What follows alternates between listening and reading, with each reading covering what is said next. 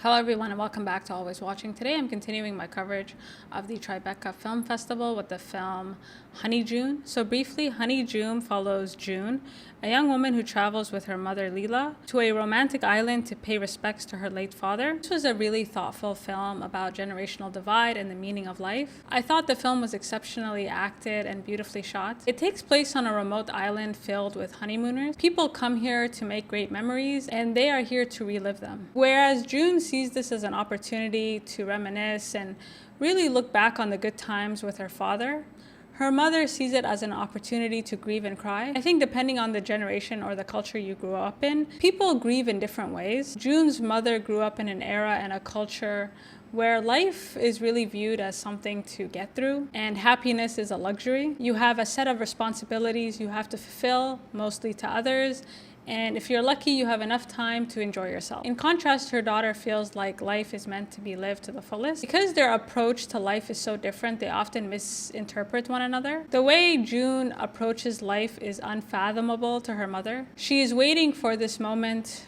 where her daughter breaks down and her optimism dies away. However, as the movie goes on, she realizes that her daughter's optimism is less a sign of naivete and more a sign of courage and strength. June's mother grew up in Iran, and the movie takes place during the height of the revolution there. Throughout the film, June's mother keeps checking social media in hopes of showing her solidarity in some way. And there's such a huge discrepancy between how June's mother sees herself and what she's been conditioned to believe her whole life. On one hand, she believes women should be free, but cringes every time her daughter wears a sleeveless shirt. And her daughter lives very freely and openly. And I love how the movie is able to use what's happening in the world to get us to understand why June's mother behaves the way that she does. June lives very openly, and this really frightens her mother, because she thinks that shielding her and hiding her is protecting her. Watching girls her age be arrested and killed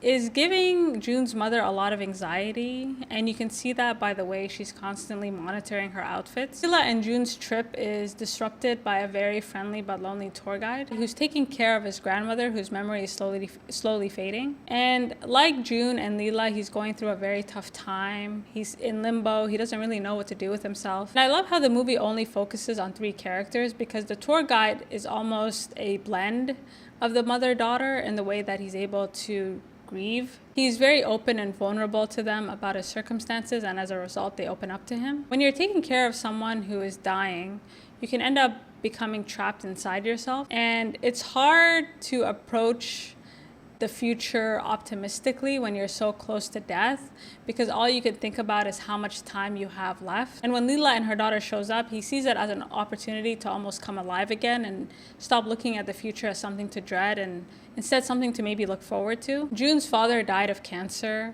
and she had to watch her mother take care of him. But on the flip side, her mother had to watch her daughter come to terms with the fact that her father is dying. And regardless of which side you're on, both women have suffered unimaginable losses. I love the idea of trying to relive someone's best memories, because it's simply impossible. Nothing is ever the same. You can never recreate what was. All you can do is adjust and limit fear from taking over. And I thought this was such a lovely and relatable debut. Overall, I highly recommend this film. If you are at the festival, it's definitely worth catching. I was very impressed by how the movie was able to commentate on grief and what does it mean to live a happy life? What does that look like? And you guys let me know what you think.